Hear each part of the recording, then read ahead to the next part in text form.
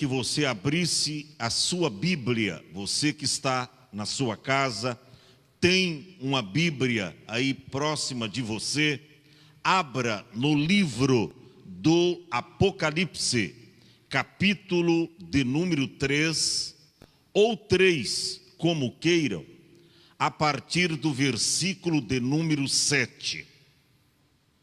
Glória a Deus.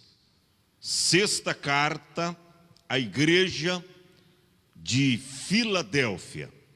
Diz assim o texto sagrado: e ao anjo da igreja que está em Filadélfia escreve: isto diz o que é santo, o que é verdadeiro, e que tem a chave de Davi, o que abre e ninguém fecha, e fecha e ninguém abre. Eu sei as tuas obras, eis que diante de ti pus uma porta aberta, e ninguém a pode fechar. Tendo pouca força, guardaste a minha palavra, e não negaste o meu nome.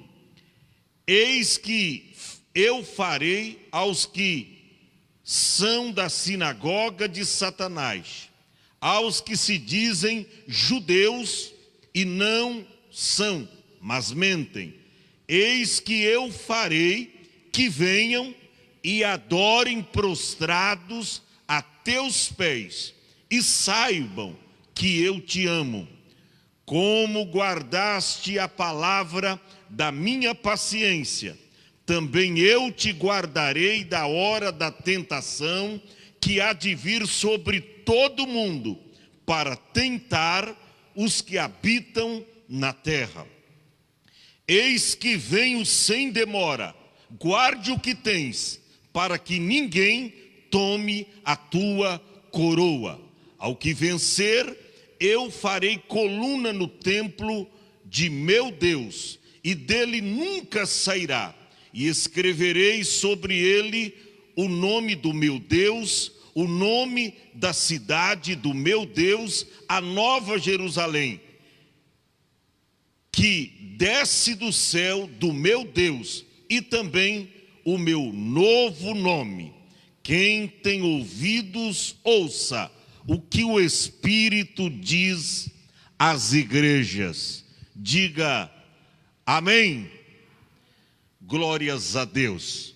Meus irmãos, vocês que estão conectados conosco agora, já algumas segundas-feiras passadas, nós estamos falando sobre as 7 igrejas do Apocalipse.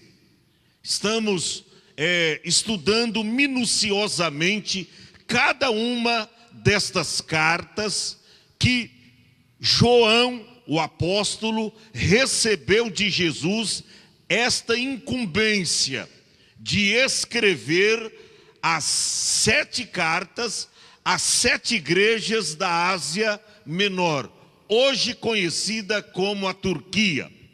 E nós falamos que João estava preso na ilha chamada Pátimos, preso por causa da palavra de Deus. João, o apóstolo, foi levado para aquela ilha e ele estava cercado de águas.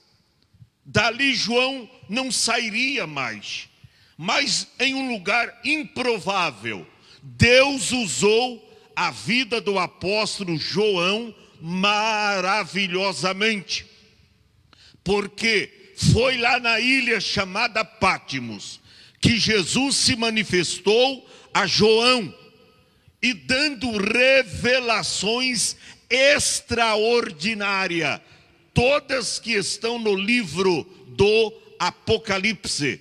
Por isso, o livro do Apocalipse é chamado como o livro da revelação de Deus ao seu servo João.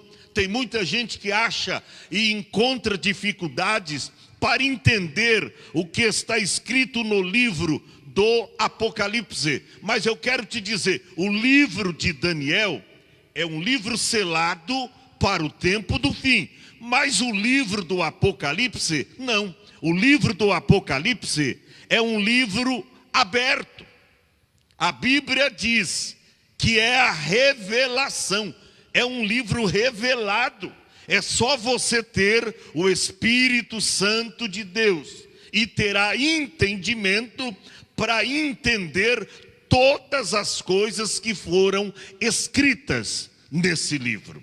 E nós estudamos aqui a primeira carta, a primeira missiva que João recebeu por Jesus, as diretrizes para escrever para a igreja de Éfeso. E eu mostrei aqui naquela oportunidade que a igreja de Éfeso nos traz uma palavra-chave: o amor em decadência. A igreja estava em decadência espiritual, por isso ela foi advertida por Cristo através do apóstolo, dizendo: tenho contra ti que deixaste o teu primeiro amor. Deus pode estar falando com você que se esfriou no amor, e a Bíblia diz lá em Mateus capítulo 24, versículo de número 12: e por se multiplicar a iniquidade, ou seja, o pecado, a transgressão, a desobediência, a culpabilidade, o amor de muitos esfriará. O mundo não tem amor, isso se refere do amor dos cristãos na igreja. Então cuidado, volte ao primeiro amor. Falamos também da segunda carta, que foi para a igreja de Esmirna.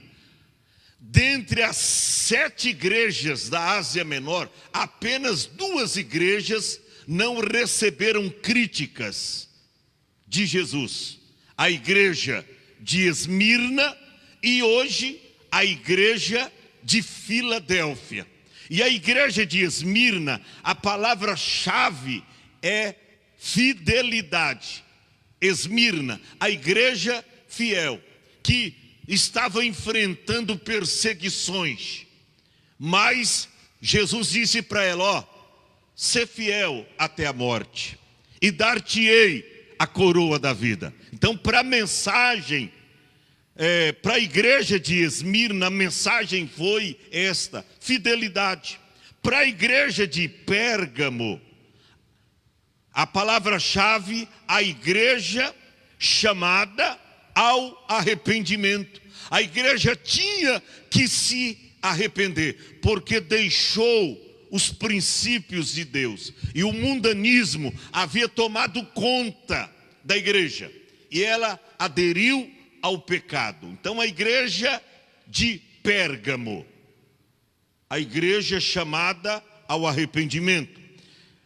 Estudamos aqui também sobre a carta à igreja de Tiatira, a igreja tolerante, que tolerou a doutrina de Jezabel, a doutrina ou os ensinamentos dos nicolaítas, que se formou grupos na igreja e começou a atrapalhar o andamento da obra de Deus. Então a igreja de Tiatira, nós aprendemos que era uma igreja tolerante, a igreja que tolerava uma doutrina falsa, a igreja que tolerava o pecado. Na segunda-feira passada, nós estudamos sobre a igreja de Sardes, a igreja morta viva. A igreja que estava morta, porém se mantinha como uma igreja viva. Tanto é que ela dizia: eu estou viva. Mas Jesus disse: e não sabe que estás morta. Tem nomes de que vives, mas estás morta. E hoje, a sexta carta é exatamente para a igreja de Filadélfia. Pastor, o que significa Filadélfia? Amor fraternal. Aleluia! É a igreja do amor fraternal. A igreja de Laodiceia, nós vamos estudar a semana que vem, fechando as cortinas desse ensinamento. foi uma das piores igrejas. Mas a melhor igreja, depois de Esmirna, que passou no teste, né, que não foi criticada por Jesus, nós encontramos aqui a igreja de Filadélfia, a igreja do arrebatamento, a igreja que é fraca, que sabe que é fraca, mas que está aos pés de Cristo, guardando a sua gloriosa e sacrossanta palavra. Oh, meus irmãos, como é bom guardar a palavra de Cristo. E nós encontramos aqui que Filadélfia significa amor fraterno. Nós podemos dizer em outras palavras, amor verdadeiro. Hoje é a cidade que foi construída ali no mesmo local, porque hoje Filadélfia não existe mais, mas nas ruínas ali foi edificada a cidade de Alazerir, né? E hoje há uma grande cidade ali, mas as ruínas estão ali. Átalo II construiu a cidade ali de Filadélfia, mas através de um terremoto, posteriormente, depois de alguns anos, a cidade foi totalmente destruída. E hoje então não existe mais. Mas escute bem isto, o que me chama a atenção aqui é que o remetente da carta é o mesmo, é Jesus. E o destinatário aqui, a igreja de Filadélfia. O remetente é sempre o mesmo, Jesus. E ele que chegou para João e disse: escreve, João, ao anjo da igreja, ao anjo da igreja. Eu sempre digo aqui para os irmãos, que sempre Deus se dirige ao pastor. Quando se diz a palavra ao anjo da igreja, não é que tem na igreja uma cadeira aonde senta-se um anjo, né? Um espírito, e ele está controlando a igreja, está dirigindo a igreja. Não, anjo aí se refere ao pastor da igreja, aquele que foi chamado por Jesus para cuidar do seu rebanho, para cuidar das ovelhas. Então, Jesus não trata primeiramente com os cristãos. Ele trata primeiramente com o pastor. Por isso que Jesus ordenou João escrever dizendo: ao anjo da igreja que está em Filadélfia, escreve. Escreve o quê? Isto diz o que é santo.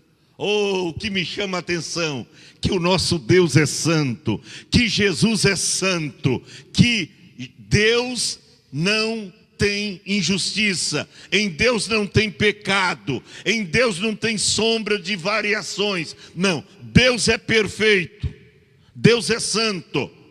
Ele é santo, foi chamado de santo 3 vezes por Isaías no capítulo 6. Santo, santo, santo é o Senhor dos exércitos. Então, escreve o que? Isto diz o que é santo, o que é verdadeiro. Ou seja, não tem como você que está conectado conosco duvidar desta palavra, porque quem as escreveu, quem mandou, quem ordenou que essas palavras fossem escritas, foi Jesus. Foi Jesus. E ele, primeiro, é santo. Segundo, verdadeiro, que tem a chave de Davi. Por que tem a chave? Chave aí significa autoridade. E por que chave de Davi? Porque Jesus era descendente de Davi. Então a chave aí quer dizer autoridade. Você lembra quando Jesus, após estar ressuscitado, ele disse: ó, todo poder me foi dado nos céus e na terra. Todo poder. poder na terra, o poder de ferir, o poder de dar vida, o poder de curar, o poder de matar, o poder da honra, o poder da glória. Todo o poder na terra é de Jesus. E no céu, os anjos se prostram diante do escabelo dos seus pés. Jesus no céu é adorado. Então todo o poder foi dado a nosso Senhor e Salvador Jesus Cristo. Então João recebeu a ordem de Jesus dizendo, escreve à igreja que está em Filadélfia. Isto diz o que é santo, o que é verdadeiro e o que tem a chave de Davi, o que abre e ninguém fecha, e que fecha e que abre, ou que fecha e ninguém abre. Esse é o Jesus que mandou João escrever. Olha, escreve aí, João, escreve. Isso diz o que é santo, o que é verdadeiro, que tem a chave de Davi, o que abre e ninguém fecha, e o que fecha e ninguém abre. Ou seja, a porta que Deus fecha, ninguém consegue abrir. Aleluia. Mas olha o que diz o verso de número 8. Eu sei as tuas obras. Jesus se manifestou assim a todas as 7 igrejas. Eu sei as tuas obras. Em outras palavras, eu conheço as tuas obras, eu sei aquilo que você faz, eu conheço as suas intenções, eu conheço os seus pensamentos. Quando você abre a sua Bíblia no Salmo 139, você vai ver o salmista dizendo, olha, antes que haja uma palavra na minha língua, eis que tudo o Senhor conhece. Deus conhece tudo. Provérbios capítulo 15, versículo de número 3, está escrito que os olhos do Senhor estão em todos os lugares, contemplando os bons e os maus. Deus sabe de tudo. Deus conhece você. Deus conhece tudo. E nesse versículo de número 8, Jesus diz, escreve aí, João, eu sei as tuas obras. E eis que diante de ti pus uma porta aberta. Vou recapitular. Eis que diante de ti pus uma porta aberta, e ninguém a pode fechar. Talvez eu estou falando aqui com milhares de pessoas que estão preocupados nesta pandemia. Estou falando com comerciantes, com pessoas de Deus, que trabalham com seriedade, que trabalham com temor e tremor para cuidar da sua família. E estão preocupados porque são muitos os comércios fechando. Mas eu quero te dizer, Deus mandou você abrir esse negócio, você abriu, fique tranquilo, porque Deus está colocando diante de você uma porta aberta, e Ele diz, eis que diante de ti pus uma porta aberta, e ninguém a pode fechar. Pode ser que eu estou falando com pastores, com homens de Deus, preocupados. Meu Deus, o rebanho está desaparecendo, está sendo consumido pela a frieza espiritual, pelo desânimo. Eu posso estar falando com pastores aqui que estão preocupados, dizendo, como eu vou fazer para pagar os aluguéis da minha igreja? Olha, o povo não está congregando, o dinheiro não está entrando, o que é que eu vou fazer? Eu vou ter que encerrar as minhas atividades ministeriais, eu vou ter que fechar a minha igreja, porque eu não vejo possibilidade alguma, eu não vejo recurso, não tem dinheiro. Agora mais novamente um fechamento aí, eu não sei o que eu vou fazer, eu vou ter que fechar a minha igreja. Não fecha não, meu irmão. Deus está dizendo, eis que diante de ti pus uma porta aberta, e ninguém a pode fechar. Deus vai mandar o recurso necessário que você tanto precisa. Quantas igrejas se fecharam em todo o Brasil? Mas eu quero que você se levante, com poder prevalecente, de saber que quem abriu esta porta foi Deus. E se foi Deus que abriu, ainda que o diabo vem, com situações atrozes, para impedir o avanço dessa obra, para impedir que essa obra cresça, porque esta obra não é minha, essa obra não é tua, pastor, esta obra é de Deus. Deus não vai deixar você terminar as suas atividades, Deus não vai deixar essa porta fechar, porque esta porta foi Deus que abriu, e está escrito: eis que diante de ti pus uma porta aberta, e ninguém a pode fechar. O que eu quero te dizer, a igreja de Filadélfia é a igreja da porta aberta. Aleluia! A igreja de Filadélfia é a igreja da porta aberta. Vai olhando, vai visualizando, a porta está aberta diante de você. Mas pastor, como é que eu vou fazer para pagar as contas da igreja? Pastor, como é que eu vou fazer para pagar os aluguéis da igreja? Olha para cá, Deus vai mover céus e terra, mas vai mandar o recurso necessário para você, pastor, que está conectado conosco agora. Vai dando glórias a Deus aí, porque Deus já entrou com providência. Deus já está, trabalhando na sua igreja, nos membros. Os membros estão em casa, Deus já está falando com eles. Vai lá ver se o meu servo está precisando de alguma coisa. Vai lá ver se o meu ungido não está precisando da sua contribuição. Porque é uma coisa normal, a pessoa fica em casa, muitos delas nem utiliza de uma conta no banco, e de repente não traz uma oferta para a igreja, não traz um dízimo para a igreja, e muitas vezes o pastor perece. E às vezes uma obra que é de Deus, às vezes a obra é de Deus, mas por falta de recurso, ela fecha.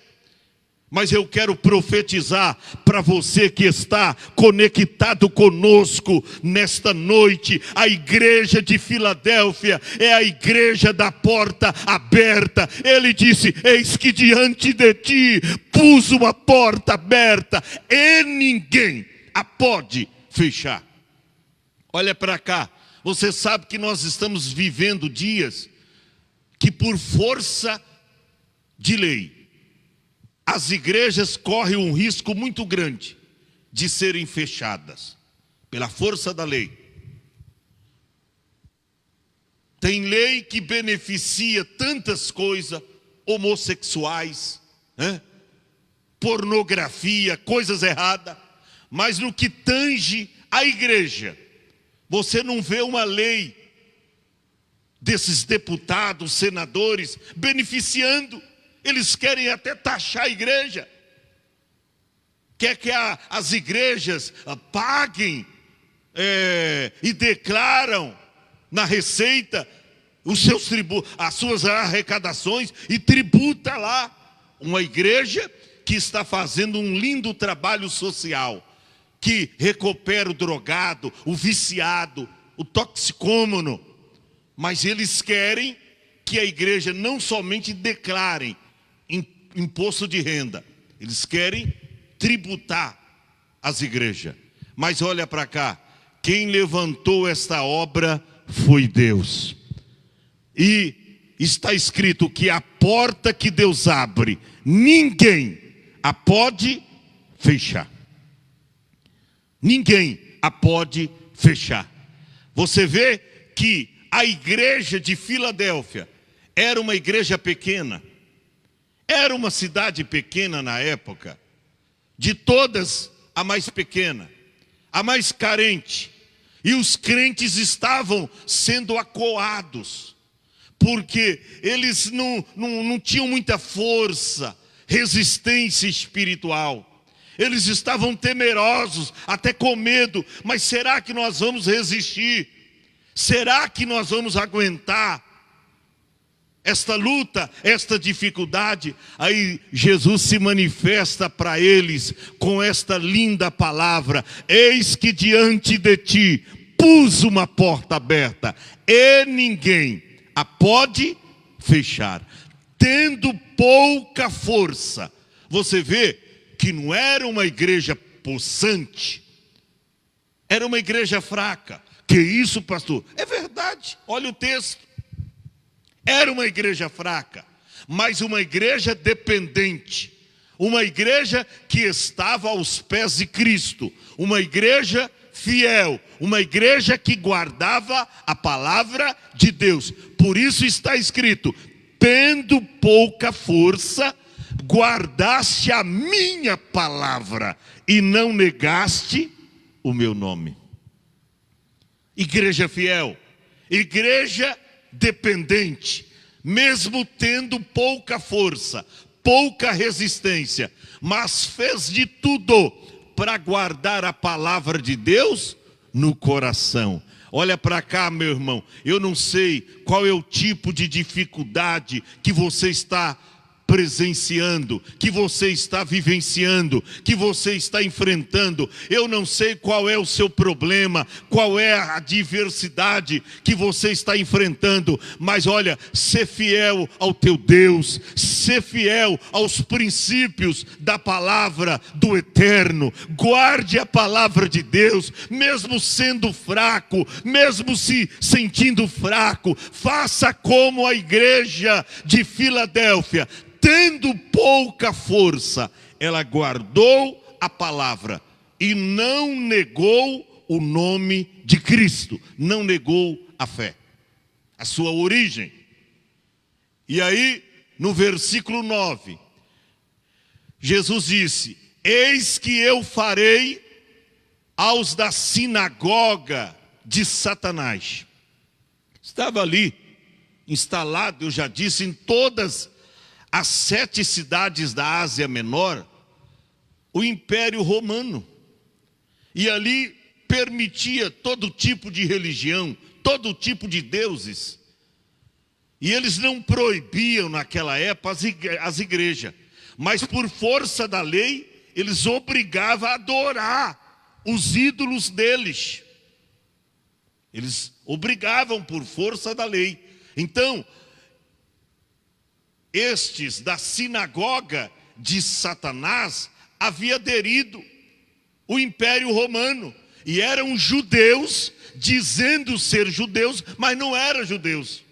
Por quê? Porque não viviam a essência do Evangelho. Por isso Jesus disse, eis que eu farei aos da sinagoga de Satanás, aos que se dizem judeus, e não o são, mas mentem. Hoje tem muita gente que se dizem cristãos ou cristã, mas não vive a essência do Evangelho. Não obedecem a palavra de Deus. Lá uma profecia, Isaías 53, verso 1, quem deu crédito à nossa pregação? Quem deu crédito? Então tem muita gente que não dá crédito a pregação, e por isso o braço do Senhor não se manifesta em sua vida. Então havia ali naquela igreja os da sinagoga de Satanás, que se diziam judeus, mas não o são. Verso 8, filho.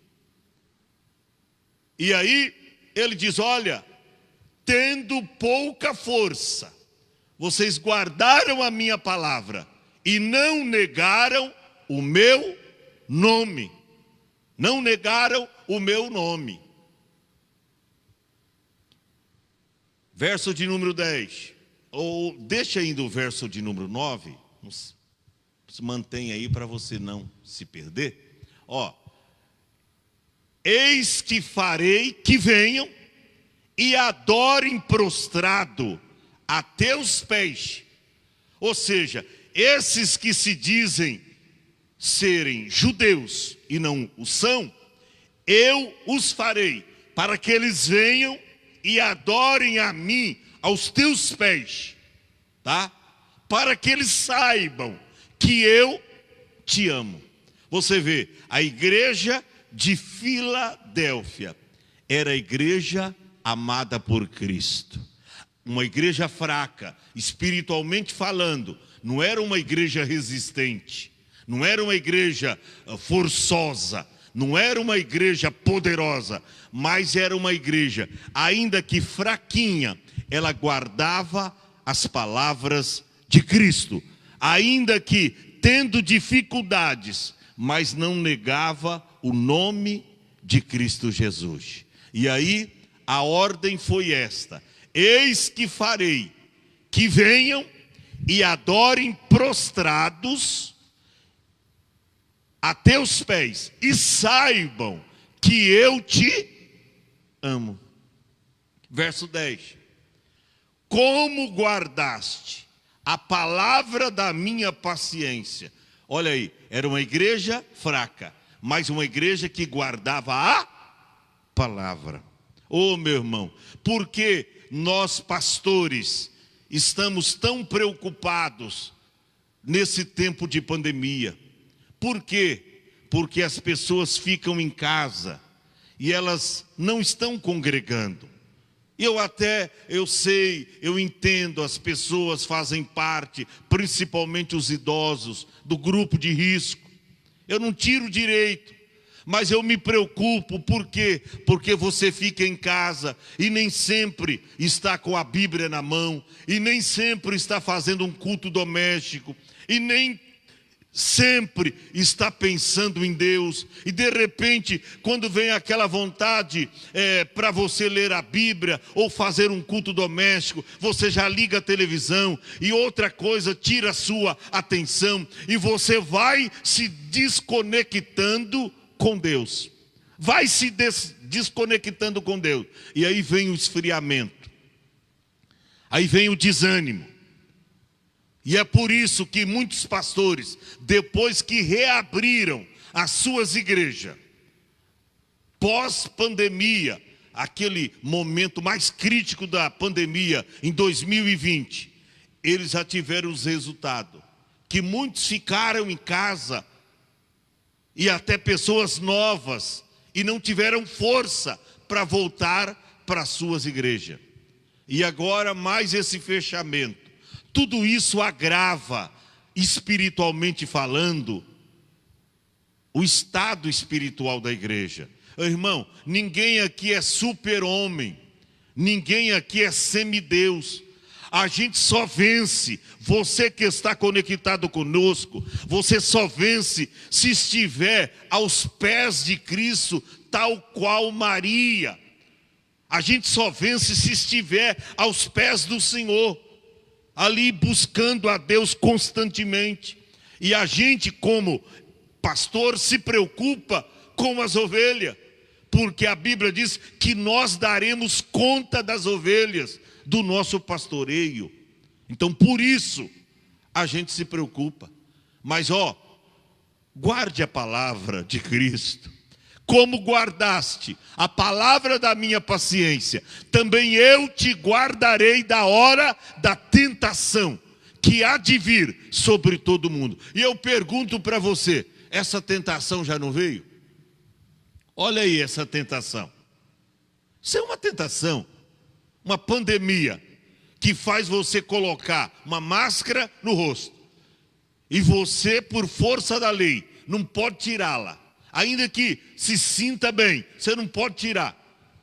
Você tem as restrições, você não pode sair de casa. Se tem um comércio, você não pode abrir. Isso é uma tentação, tem tentação. Tentação, a palavra tentação é uma origem lá do hebraico, que é provação. É uma provação, é um teste. E isso já é uma prova para mim e para você. Palavra tentação vem do hebraico, que quer dizer provação, a igreja sendo provada. Daniel profetizou no capítulo 12, que nos últimos tempos, muitos seriam provados e embranquecidos. Provados primeiro, depois passando no teste, embranquecidos. Ou seja, recebem vestes brancas, mas primeiro provados. E aqui nós encontramos como guardaste a palavra da minha paciência, também eu te guardarei da hora da tentação. Fique tranquilo, Deus tem promessa sobre a tua vida. A Covid não vai dominar você, não. A Covid não vai dominar a sua família, não. Porque Deus é poderoso suficientemente para banir esta praga da tua casa e da sua família. Deus é poderoso para fazer isso, até com a nação brasileira. Oxalá que todos os brasileiros caíssem de joelho e buscassem a Deus. Mas as pessoas preferem falar mais do presidente do que falar de Jesus e se humilhar aos pés de Jesus, que pode mudar da noite para o dia a história da nação brasileira e o porquê não dizer de todo mundo. Deus pode fazer isso. E a Bíblia diz, te guardarei da hora da tentação que há de vir sobre todo mundo, para tentar os que habitam na terra. Isso é uma tentação, não é, Caio? Até um garoto, até uma criança tem que colocar uma máscara. Ela, sabendo que está perdendo a sua infância, poderia brincar com seus coleguinhas, poderia estudar, está privado de estar na escola. O que é isso? É uma provação, é uma tentação. São os dias más que nós estamos vivendo. Mas Deus tem solução para mim e para você. O dia de Cristo está chegando. Estamos no crepúsculo do arrebatamento da igreja. Estamos no limiar do grande dia do traslado. Jesus está vindo para arrebatar a sua igreja. E aí no versículo 11 está escrito: eis que venho sem demora. Irmão, Jesus não está demorando, não. Ele está chegando, Ele está vindo aí. Eis que venho sem demora. Guarde o que tens. Para a igreja de Filadélfia, esta foi a mensagem de Cristo.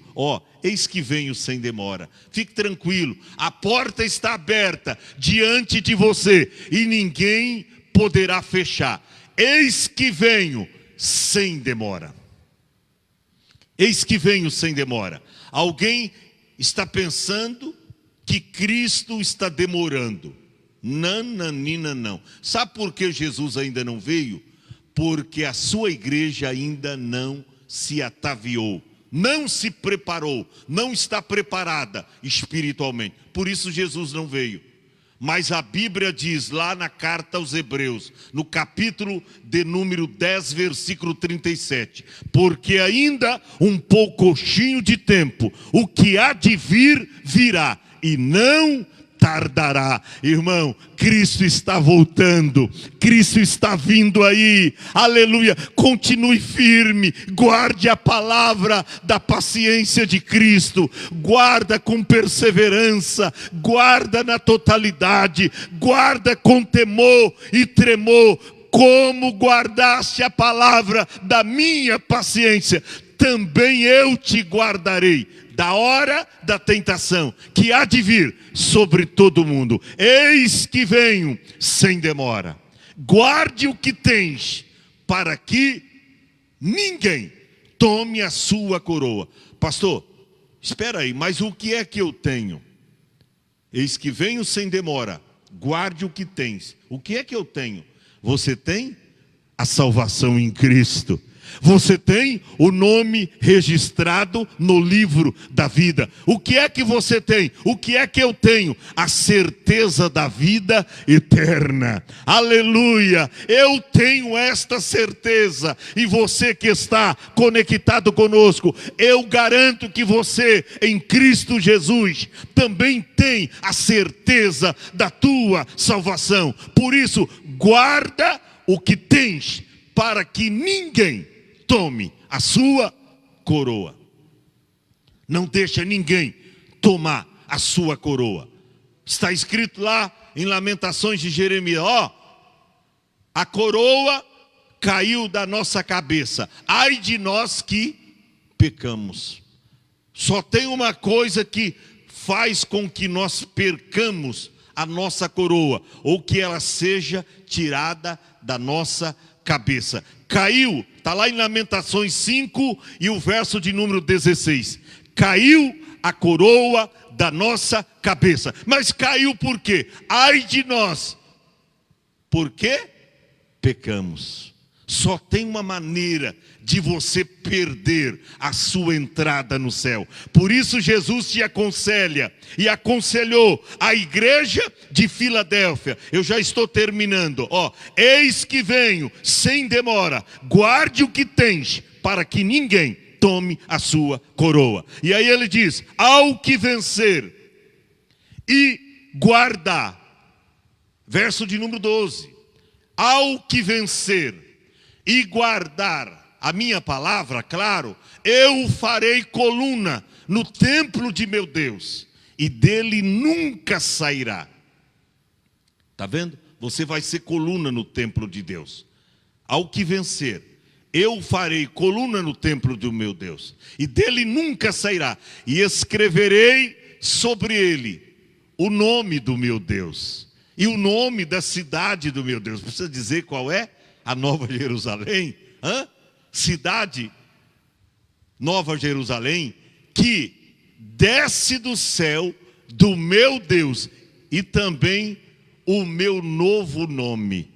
Até Cristo terá um novo nome, e o nosso nome estará escrito numa pedrinha branca, e só nós saberemos quando receber a pedrinha. Você não vai chamar João, José, Maria lá. Você vai ter um novo nome. E Cristo também diz, aquele que vencer vai receber o meu novo nome. E o verso 13 para finalizar.